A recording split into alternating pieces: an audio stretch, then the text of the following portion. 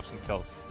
Yep. One thing that we have seen consistently is teams not consistently, but we have seen teams not ban the Syndra look to potentially try to find a counter pick. Do you think Faker is confident enough here that he could try to pull out a counter pick against the Syndra? Well, I feel like, yes, he is confident enough to pull out a counter pick against the Syndra, but this also might have to tie into why is Blank being brought in.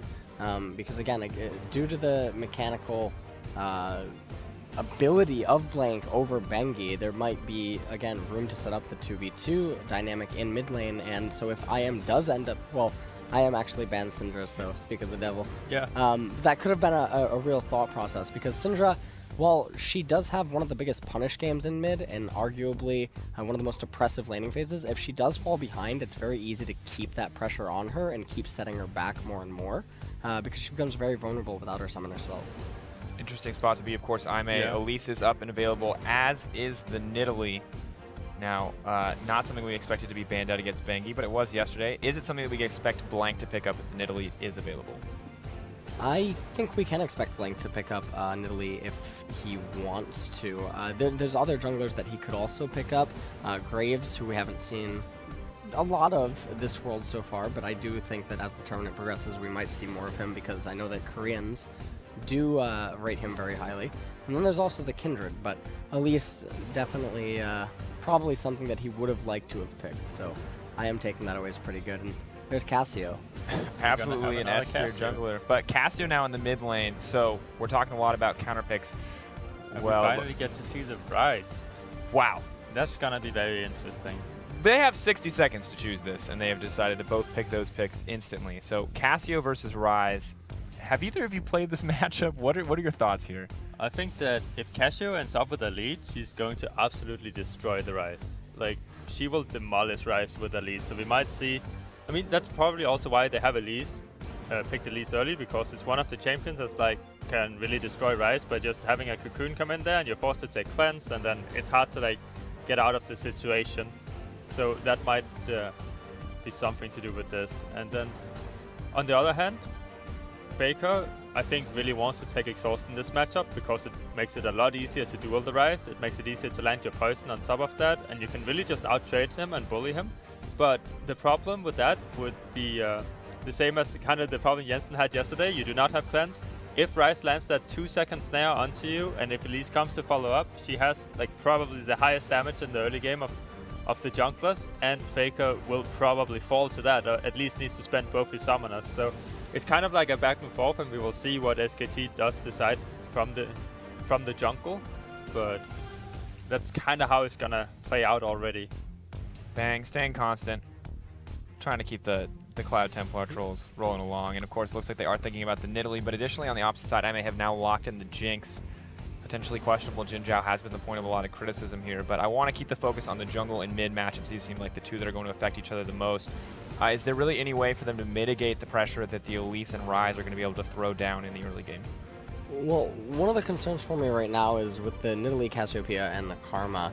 That is a lot of magic damage concentration, so I think it almost...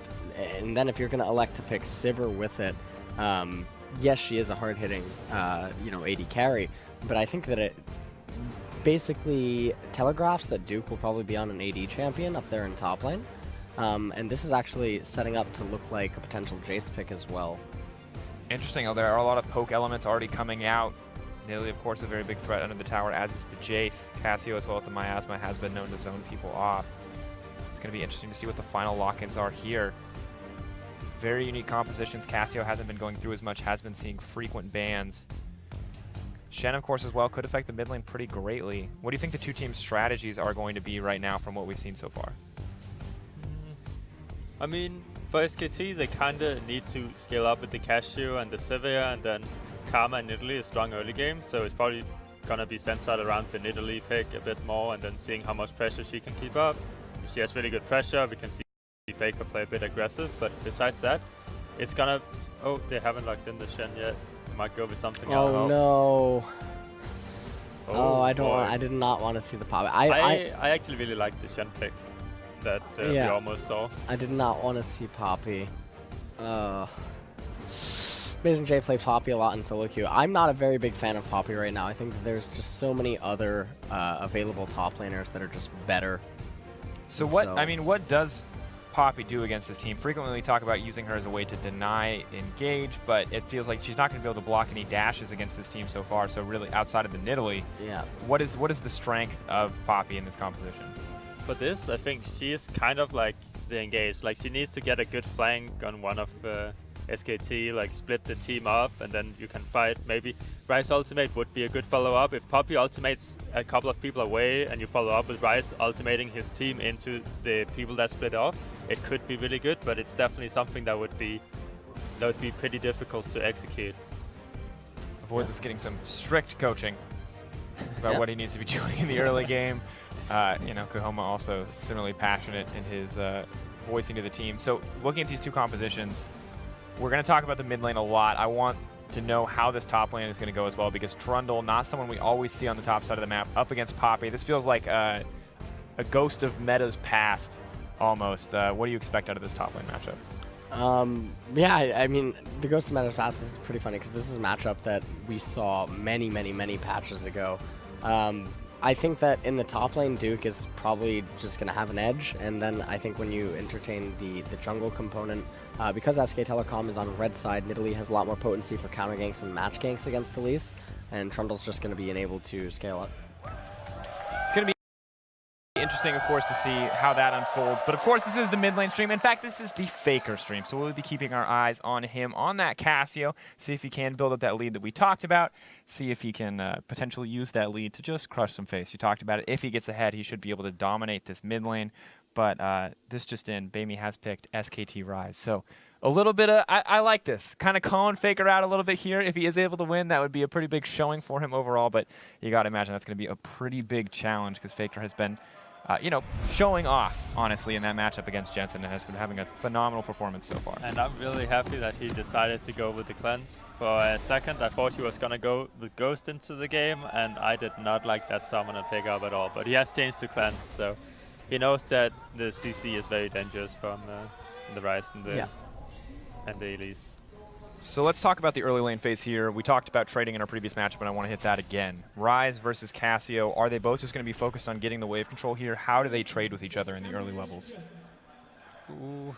Well, Faker is going to have... It really depends on the first minion wave. The first minion wave is really crucial to dictating the pace of the laning phase. Because if Faker can manage to manipulate the wave in a way that enables him to get a lot of different angles of approach onto Ryze, then he can end up just trading out Bamey really early and applying a lot of pressure to Elise, because Elise is going to be needed to relieve that pressure. And then if Blank recognizes that, then he can just farm relative to mid and get ahead in camps. Yeah, I think one interesting thing about this matchup is that Ryze E actually has a really low cooldown too. So we're probably going to see Faker kind of stay away from his own minions so he doesn't get hit by the Ryze AoE, and then Ryze is going to push really hard if he keeps stacking that up all the time. And that's kind of the way for Ryze to get control in this lane, I think. And for Cassio, I think Faker is going to play really aggressive level 1 and just spam E as long as he's not on top of his own creeps. It's either that or he's just going to get pushed in by Ryze and get a few levels and then maybe play a bit aggressive from there. Because Ryze does have the stronger push at level 1 if he keeps stacking up that E. Oh, Faker is taking the AoE damage. The disrespect. The disrespect again. This is not what he should be doing. At least he does that E damage, and Ryze is already pushing, so Faker kind of lost his chance to play aggressive, and he took some more AoE damage. I'll take a lot of poke here. Is starting to get pressured in. Yeah, and Ryze is hitting every CS because Faker just allows him to do it. I think he could have played a bit more aggressive. Stay away from his own minions, but this is okay too. He isn't dead yet, so... Now Ryze is going to get the level up. It's obviously very strong. You can see the pressure coming in. Ooh, and nice he missed that. sidestep. Damn. Yep. I mean, good sidestep from Faker to make the most of that exchange there. Yeah, it's definitely good for him to, like, Ryze walked really far up and he took a lot of damage, and Faker is going to be aggressive at level 2. Bamey. That's not what you want. Flash already trade. Oh! Deathfire touch. Nope, it's not going to be enough. All right, pulls out there. Faker had to burn his entire mana pool, but Ellis, can you run me through exactly how that happened, what happened there? I think Bamey just wasn't respecting the level up from Faker. Also, when Bamey was trying to trade against Faker just a second before, he was actually taking a lot of minion aggro. Now, if he was able to back off and reset the lane, he would have it would have been an advantageous trade because he has a refillable pot versus Faker's potions, if you're just looking at it from a gold perspective. But now the problem is that Rise recalls, and he just gets a Sapphire Crystal, whereas Faker's recall is going to contain the tier. So already, we're 3 minutes into the game, Faker's going to have a superior recall, level advantage, and gold advantage. Yeah, I mean, I think Baimi actually had a really good laning phase if he did not take all that minion damage and basically get ult in by Faker. well, there's a Twitter question I want to bring up as we're watching Baimi just get absolutely zoned off the wave here. At Moon Rabby asks, what are the key warding positions in mid for a mobile mid lane such as Cassiopeia, Anivia, Syndra? I guess we could even say in this case Rise. Where does Baimi need to ward right now, or Faker in this case, to make sure he does not get the jungle pressure? Oh, we have some jungles fighting. Blank used flash. Well, still has flash.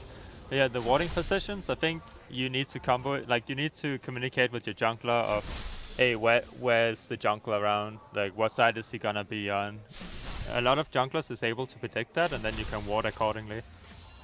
Besides that, you have the obvious spots. It's just right next to mid, especially if the lane is in the middle of the lane. You just ward the lane quickly up to the side, and then you walk back mid, so you don't have to blind face check anything. Because if you face check a jungler early game that has red buff, it's gonna be a pain for you. I like that. It's going to be a pain. That's I think the light way of saying it. Very frequently, you're blowing something. Summoner spells. Maybe you get the fast recall from the early death. But Baimi now a little bit in a tough spot. We have that 11 CS advantage for Faker. So even though he has a deficit in CS, okay, it's not really too big of a deficit. The biggest thing he lost out on was the first cannon minion, where he needed to base, and then his cannon minion actually died before he got back to lane, so he lost a bunch of experience, and that's what he should be careful of. Oh, Faker chaining the CC early on the cleanse, and he's going to go down here. Blank might be able to return this. Oh no. That looked like... Yeah, go for it. Oh, is he going to get it? They're going to go? Are they going to try to turn it? Oh, that's 2 for really 1. Bad. Yeah. What happened there? Faker, he had the cleanse. What went wrong? Well, something I wanted to say was, you notice how Faker was positioning himself to a certain angle inside of the lane. That was because Blank goes into the left side jungle, and he's like, okay, Elise is not here. Something's going on. But he ends up cleansing too early, as you can see, and he ends up getting locked up. And that's why you need to take cleanse versus a double snare or double CC mid jungle duo. Blank able to salvage 1 kill, but I don't think it's worth it in the end because a kill and an assist on Rise is pretty scary. Yeah, now we see he comes back with the catalyst as well as the tier. So Baimi right back into this lane. I also think that Faker honestly just messed up really hard because he saw Elise, 100% sure the tower shows that Elise is definitely walking in mid, but he did not react to it before Elise actually flashed cocooned, and he failed his cleanse, which is another indicator of like, okay, he didn't actually see Elise walk there. He might have had his map too far on the right side of the map, if that makes sense. And that just results in him basically dying for no reason. He could have walked away. He had the advantage. He already won the trade. He basically went out of mana. Like, he should just have backed away, honestly. And then if a Voidless would have kept chasing, then Blank would have been there to follow up, and they would definitely have won that 2v2. Maybe not exactly where he wanted to be. Faker, kind of a rare mistake from him not to respect the potential jungle pressure. It actually happens fairly often. He does escape from a lot of ganks, but it's also because he plays really, really cocky. Like, you see him constantly go trade. Like, obviously, it's really good to trade a lot, but sometimes you also have to respect that the enemy jungler can be there. And he got his flash off again, so he's a bit safe, while Rice's flash is still on cooldown. Maybe a potential for Blank to repeat an appearance in the mid lane. Does have the ult as well, the Petrifying Gaze, but interesting. Not quite what we expected as far as how this lane would play out, especially after Baimi got so aggressive there and really felt like he gave up a lot of the early lane advantage after he backed and bought just that Fairy Charm. But now he's going to grab this blue buff, come right back into the mid lane. So Faker, or is he just going to move towards that Abyssal Scepter where we see the standard build path from Rise now coming in? Yeah, I mean, he's probably going to finish his Negatron Cloak, almost for sure, because it's only 270 gold and there's absolutely no reason not to finish that item. After that, you could see him go for Lost Chapter, get a bit bigger mana pool, get a bit more sustain so you can just stay in lane and stack up that tier. So I don't think it's likely we'll see just a straight up Abyssal Scepter Rush from him. Here comes Road, though. Good miasma from Faker. Yeah. There's no way Road can really play aggressive onto Faker in that case. He has ulti and he has cleanse, so he would just get chunked out really hard. And I think that Faker's movement in this laning phase has been pretty on point. His reaction to that one gank was a little bit slow, but I think that the angles that he chooses to continuously take in the lane and when he chooses to stop CSing the wave has been really on point this match. Yeah, despite the fact that he did kind of fumble and go back into trade with the Rise on that first play, he was in the right spot in the lane to avoid the Elise gank. The communication is clearly there between the jungler and the mid laner, but maybe a little overconfident. You can see now in that picture-in-picture a lot of action on the bottom side, and Faker is on the way down. Faster than Rise, that's really good. Yeah, and What go? Oh, there's the ult. The follow-up. Yeah, Talked about it. He knows that Elise does not flash because she ganks mid lane, so it's a good roam. But this also allows Rise to get kind of a lead. Like, Faker did get an assist, but what he loses in mid is an entire minion wave, and it's actually not worth for him because he also wasted his flash. Like, wasted, you can argue that, but I will call it that. So now he's actually behind an experience where he could probably have been even, or maybe even a bit ahead. So I don't necessarily think it's a good roam, but I mean, you can always argue that it's okay.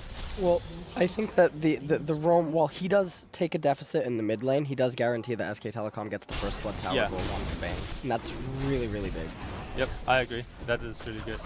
Yeah, and of course Blank is now snowballing as well, and you mentioned the choice between Blank and Bangy. Blank gonna play the more the more mechanically intensive junglers, and he's already got those 2 kills. Yes, he did give up his own life in the mid lane, but now they're funneling gold into him. I mean, you can see he's well ahead of schedule in terms of that jungle itemization, as well as being insanely far ahead in farm here for a jungler overall. One of the things I'm curious to see now if SK Telecom is going to do it is Rise is going to be blueless for a while, and Elise's mana sustains are not going to really be there. So if they rotate Bang and Wolf into mid lane, it can get a little bit problematic for Rise. Immediately after, you would just have Bang shove the bottom wave in and then go mid. And then there's even some interesting rotations that they could actually do with Duke, given that he's really comfortable up there in top lane if you look at the CS deficit. Also the fact that he even has calls, so that's just adding salt to the wound. Yeah, so you're just saying if they move their duo to the mid lane and pressure out, there's just no way for Rise to maintain the wave clear there, and that they would be able to get a bigger advantage out of that. Rise does need to move a bit close to the minion wave, so he can wave clear a tiny bit, but he's gonna get chunked out if he wants to wave clear. I also think it is good for Bang and Wolves to rotate mid, but they need to be able to also deny Jinx some farm in the bot lane. So if they can just constantly keep harassing the bot lane and Faker is able to roam first every time, I actually feel like it's a bigger advantage for them because they will not deny Faker of experience and gold. And that's really big on Casio. You don't really want to deny her. So if you want to have Sivir mid, I think Casio should go on a side lane, but she's already building magic resistance, so it doesn't make much sense to go anywhere else but mid.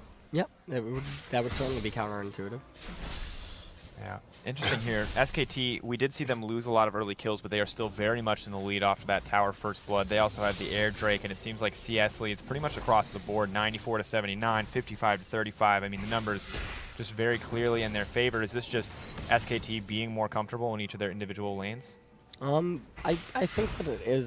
The first blood tower gold I think was really big for SK Telecom because it gives Bang and Wolf a lot more breathing room, and this is definitely going to play into Nidalee because the more open that the map is, the more freedom Nidalee has over Elise, because Elise's routes become way more predictable when Wolf is able to freely get into Elise's red side jungle and get deep wards, and when you know where an Elise is coming from, it's really, really bad. Whereas Nidalee, she can hop all around walls and stuff, and you never quite know where she's coming from. So a lot more flexibility in the pathing there, and kind of curious to see where Blank goes next as the...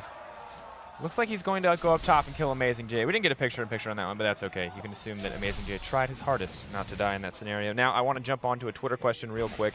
At Aisha Teeler asks, I apologize for butchering your name once again. We'll butcher them all, to be fair.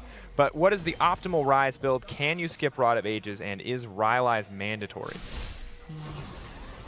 I have seen a lot of different stuff where I think it just comes down to what the player really prefers. We're going to see a bit of aggression from Baby here. He's going to get one. That's really good from Baby. We'll hold that thought on the build path and talk about the fight that's coming. They're just going to blink out. Nice from Aime. It is the 1-for-1 trade in the end. Both mid laners grabbing a kill. This is actually really good for Aime, even though they traded the Baby Summoners, the Italy Summoners, and go 1-1, because Jinx is still bot side, and she was not involved in the fight at all. And it just like kind of gets some breathing room. Faker's almost out of mana. Obviously, he has blue, so he's not really out of mana. You're never gonna go out of mana when you have blue buff and Casio. So it's just some nice breathing room. Baby gets some more gold onto Ryze, it's really good. But for the item builds, I have seen a lot of people go for just tier and then going into Lost Chapter for the extra mana pool.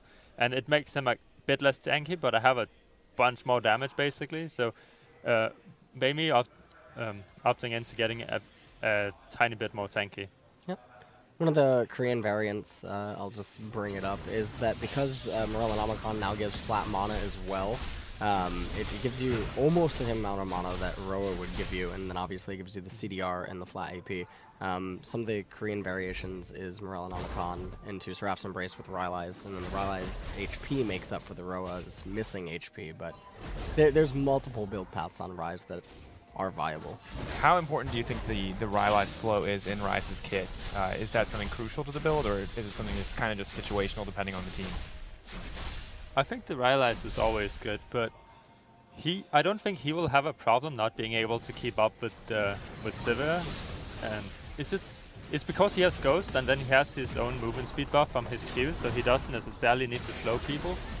And then Jinx have the resets, so they will always be able to keep up as long as they get kills and assists. But I'm personally a pretty big fan of Rylai's, just so you can control people a bit more.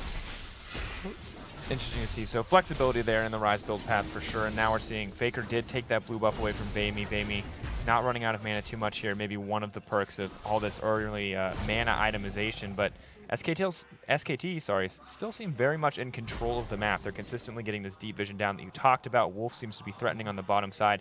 Is there anything else that Faker needs to be doing, or is he just totally clear to keep pushing in this mid lane? Faker's doing a really good job so far. All he's doing is just trying to harass Baimi as much as possible. You haven't really seen it pay off yet, but it's just to keep pressure onto him all the time, and that's a really good thing to do. And you also saw him go straight into Abyssal Scepter, more so than opting for Lost Chapter. I'm not sure if I necessarily agree with it, but it's definitely a bit more damage. It's because Abyssal Scepter is scaling now, so the more levels you have, the more magic resistance is gonna reduce, so most people tend to get it a bit later and just be able to sustain the mana a bit more.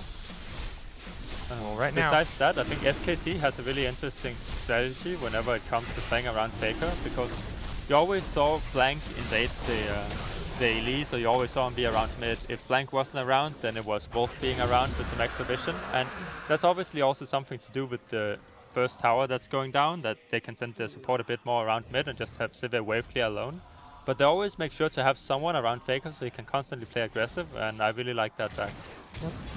Interesting too, you saw a lot of pings coming down. Faker looked for a moment there to be headed to the bottom side where Bang and Wolf are going to come in mid, but it looks like they decided to change their lane assignments at the last second. Do you think that this is the point in the game where Bang and Wolf need to be in the mid lane, or is Faker just comfortable to keep sitting here? I think Faker is basically completely content to just keep sitting in the mid lane.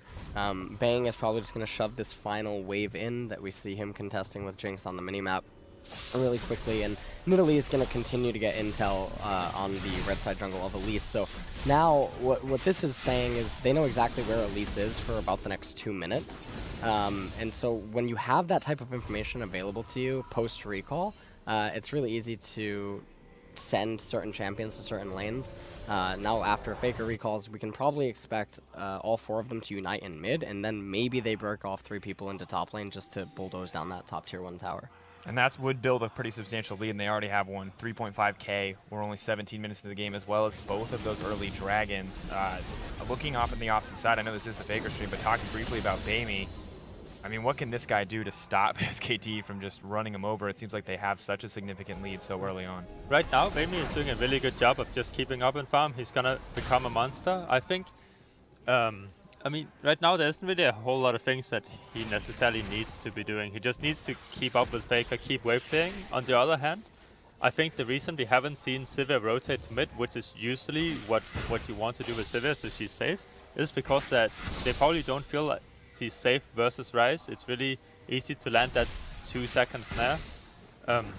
So Faker's job in this game is kind of to just follow the Ryze. So I think whenever we're gonna see some lane swaps happen, now you saw the bot lane go top, but besides that, they're just trying to match each other, and then whenever Ryze goes on a side lane, which probably will happen considering that Trundle doesn't really have any magic resistance, so Ryze could bully that out. It's Faker's job to kind of follow the Ryze around the map, and then Sivir can keep getting a lead versus Jinx and just like basically walk around the map faster than her, because she's always gonna get pushed in, and Sivir is just a really fast champion around the map in general, especially with Karma. So it's just gonna be rotations, and then Faker following Baymee and trying to play aggressive all the time. Yep. Definitely right now, SK Telecom's team composition, while it does have some scaling components inside of it, it is very tempo-based. It has the ability to just, if it gains tempo and it gains initiative over the opponent, it wants to keep doing that and just keep blitzing around the map and forcing them to come to you, because then you're going to be able to maximize your gains all across of the map.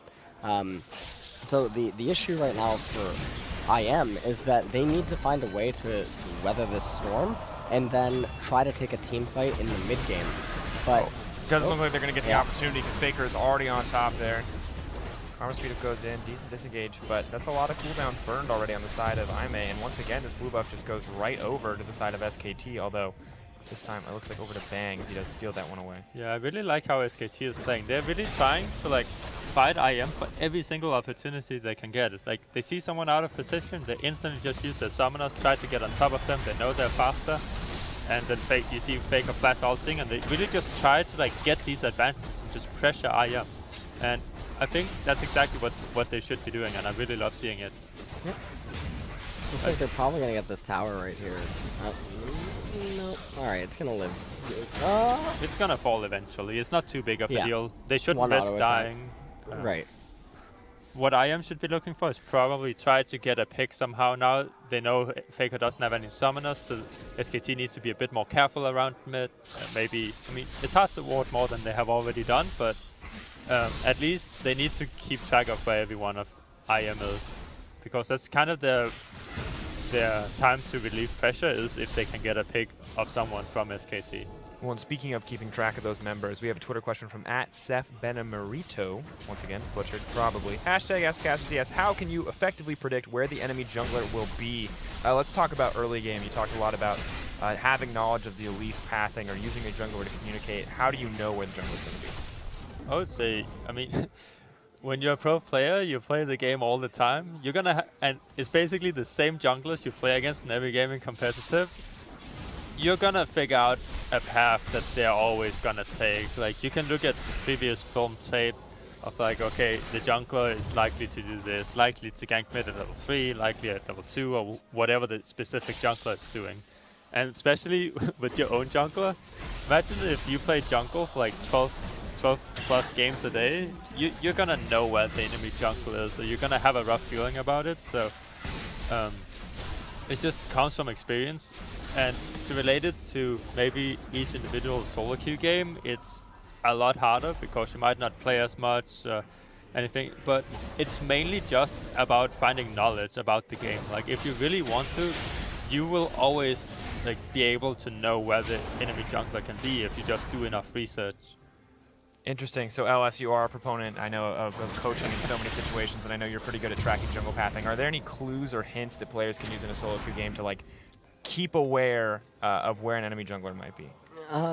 I mean, I can just give you, I guess, one example. If, for instance, you see an Elise in top lane and you click on her and she has a Gromp buff that's about to fade, and she just finished a gank and she's recalling. Well, you know that because she had the Gromp buff doesn't exist. It's unlikely that she has wolves. You can hit tab and see blue's not coming up, so that only leaves her with one option or one side of the map that she has to go to. So using no information as information, or using available information that tells you what is in actually the fog of war, it basically forces her to go to a certain area, and it tells you exactly where she's going. Because she always wants to go to the side that has more camps to continue to clear. By the same definition, could you just look at any of the jungle buffs she has to kind of know where she will not be, because that clamp has already been cleared? Anytime a jungler pops up on the minimap or something, it's always good to try to just get a quick little click on them and check and see if they have any buffs, and then you just take a look at the avatar and how much time's remaining, and it tells you when that camp respawns.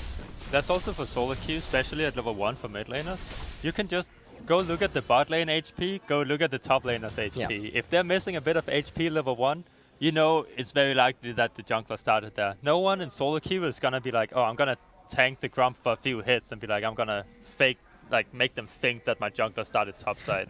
That's not very likely to happen in solo queue. So. Yeah, I want to point out what Froggen just said, actually. I believe CLG yesterday, Darshan intentionally took damage from golems yesterday to basically play a mind game against the enemy jungler, making them think that the jungler started top. Yeah, some interesting kind of next level plays. I think we saw that in some playoff games as well. Actually, specifically IMA versus RNG.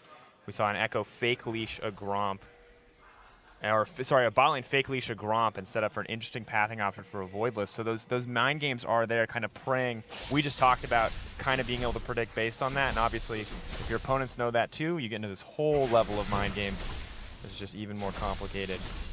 But now looking at the game, of course, we're seeing SKT continue to take control of the map. They've extended their gold lead to 7K. They've taken all the outer towers, and honestly, it looks like IMA are kind of just falling apart here. Faker just seems like he's going to be able to continue split pushing. Yeah. One of the... Okay, sorry. One of the issues that I have with IM's team composition is the Poppy.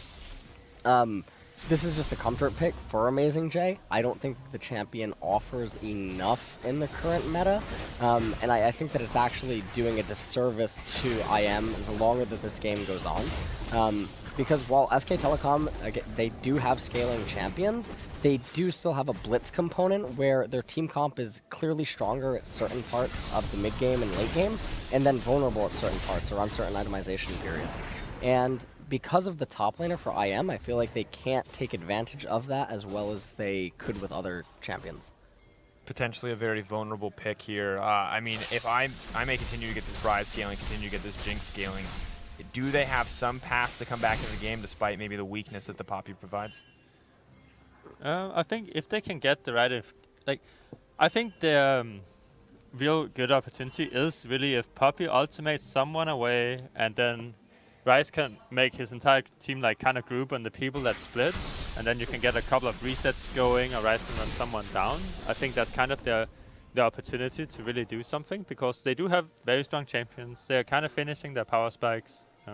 But as the game goes on and SKT isn't really losing out anywhere, and they just try to get strong on every single champion because they know they have pressure in every lane they go to. Like Faker's gonna beat Ryze, Nidalee is gonna beat Elise, Duke is gonna beat the Poppy, and then bot lane is gonna win. You see they're up like 60 CS in bot lane. It's just like, as long as SKT rotates smart and they pressure at the same time, there isn't a whole lot of things that IM can do other than maybe get a pick. I think a lot of it comes down to right now is the Braum and the Elise. Also, I guess the Ryze to a certain extent, but definitely they can try to fight for vision around certain brushes around Baron or inside of their blue side jungle, and try to wait for Wolf or someone to face check the brush and try to make a pick using Braum's Q and Elise's Cocoon. But I think that can actually be shut down if Faker just actually gets a blue trinket right now. Because I feel like the longer this game goes, IM's only hope is going to be a pick, and a blue trinket would aid a lot in shutting that down. Yeah. I think the reason he is not going for a blue trinket is that he's on a side lane and splitting, and if you're splitting on a side lane, it's more valuable to have the two wards coming out of the warding totem. So whenever he wants to group, I do think he should be having a blue trinket, but we might not see that for a while. Interesting spot to be, but unfortunately for IMA, I mean, CS discrepancies are getting larger. The tower advantage 3-0. Double Cloud Drake as well. Not obviously our favorite Drake, but is going to make it that much easier for them to move. And now SKT are just going to force this Baron. Yeah, and this is a blue buff Cassiopeia, so you can actually just two-man Baron. So IMA probably has no idea that this is going on, and barring they know now. Yeah. But, too little, too late. Ult comes in. Amazing J's here as well. Interesting decision. You can watch Faker. Oh, ooh, nice he movement. missed the flashy. I don't know why he would even go for the flashy. You know Faker has cleanse. He's just gonna cleanse. It's totally not worth it. Just use your ultimate, knock some people away, wait for your team to follow up if you actually want to fight. That might be some miscommunication from IM there, but besides that, I really like what SKT did. They know that IM only has one blue trinket, and they just go ahead and start Baron. And if IM blue trinkets, they're probably gonna back away, and then SKT knows they have no blue trinket, and they can freely get picks, force Baron again. without IM knowing. So I really like the way that they're pressuring the map in this game. One of the things that they're doing right here, and it's very visible that obviously they're going to get this tower, but what you may notice is that Nidalee or Cassio is not really adding too much value because IM is already too low on HP. Had Faker or Blank actually just completely ignored the tier 2 mid tower and ran immediately down to bottom, it opens up 2 more rotation steps that they could have taken. They could have raised the bottom tier 2 turret, fallen back, eaten the Drake, and then fallen back and recalled, and then all of the lanes will pulsate into SK Telecom, thus forcing IM to fight them. Interesting spot to be. Now taking a different alternative path here, so we're going to take a look at this replay one more time, but you can see this is pretty much just disaster striking for IM. Yeah, Amazing J teleports in, but it was already too little too late. They probably thought maybe they could try to do something, but that's not going to happen, as Froggen pointed out, because Faker just has cleanse, so you can't really do anything with Poppy there, and I think that if the teleport completes, you're always giving up kills there. Interesting spot to be. I think he should just be creative with his Poppy usage right now. Like, he should be using his ultimate to knock people away. What he did was like, I'm gonna flash EU into a wall and you have cleanse and you can freely cleanse and then I'm gonna use my ultimate. Like, that doesn't really make a lot of sense. He needs to be more creative if he wants to make this Poppy pick really work. Amazing J, of course, wasn't the strongest player last year on the world stages, showing to struggle in these moments now against SKT, and SKT 12k gold lead at 29 minutes, and I can't imagine it's going to be too hard for them to close out from here. LSU talking about having the waves come forward. Doesn't look like SKT are going to be able to force IMA to fight them, but it does look like Faker is going to be able to force down this tower. Yeah, they're going to be able to execute a 1-0-4 right here pretty standardly. There's no chance to oppose Trundle up in the top lane. Duke is just way too big. He's way too scaled at this point in the game, and Poppy just doesn't do anything to him. And even if IM tries to bring the fight to SKT right here, the Karma shields are too big. Karma can disengage easily, and then if something really does happen, they can always just call in the teleport from Duke. And now Faker's moving to the mid lane as well, maybe just looking to throw down pressure. Vision as well. Kind of a grim fate here for IM. The good thing about having Ryze against the Trundle is that he can actually match him, and Ryze ultimate would roughly be able to reach towards bot lane, so even if Duke decides to TP down bot, it will be a 5v5 fight. And if Amazing J was top instead of the Ryze, you would just see Trundle walk past the Poppy, just go slap the inhibitor of the tower, and he basically doesn't have to care about Amazing J. This way, it forces SKT to... It's a bit harder for SKT to actually do something, but, I mean, obviously it looks very easy. So, it's not the worst possible scenario. Ryze can bully the Trundle at least a little bit despite the sustain there. Will not just let him get the free hits, but unfortunately SKT just leading out IMA here, taking that second inhibitor now, maybe looking to get their second inhibitor. Second inhibitor tower's down. Bang really far up though. Bang did get locked up, but oh baby, SK Telecom is just too far ahead. Yeah, this is at this point every single member has a lead. It's not just the Faker stream, it's the SK Telecom stream, and they are cleaning up. Also to point out something specific is like Ryze versus Cashew, they got the tier roughly the same time. Ryze finished the tier way later than Cassiopeia, so that's also some matchup difference right there. It's Faker was able to spam out a lot more abilities than Baymee, and he got an earlier power spike, regardless of Baymee being a bit ahead in CS. At the end of the day, I mean, here it is, a quick, clean closeout from SKT. One small advantage. I mean, it felt like IMA maybe had a lead for a split second there after that first 2-for-1 exchange going over to their favor, but after that it was SKT in the lead 100%, and this is why it's the Faker stream. We expect this man to get ahead, and he does it time and time again, and it was the same story for bottom lane as well as top lane. And, skeptical about Blank coming in over Bengi, but he did put on a good performance today. Yeah, he didn't do too bad at all. I think that Faker's roam to the bottom, willing to sacrifice an advantage in mid lane in order to get Bang and his team ahead via the First Blood Tower was really good. And then I think that his lane management, almost at all points, was just really good. He was always standing in the right spots in his lane relative to where Elise could be, or how Ryze would like to approach or assist a gank, and I think he played really well. Close. I think that would be an appropriate use of the expletive, but probably not for broadcast. But you can say it at home if you want. We're not going to judge you. It was a good lane. It was a solid laning phase from Faker.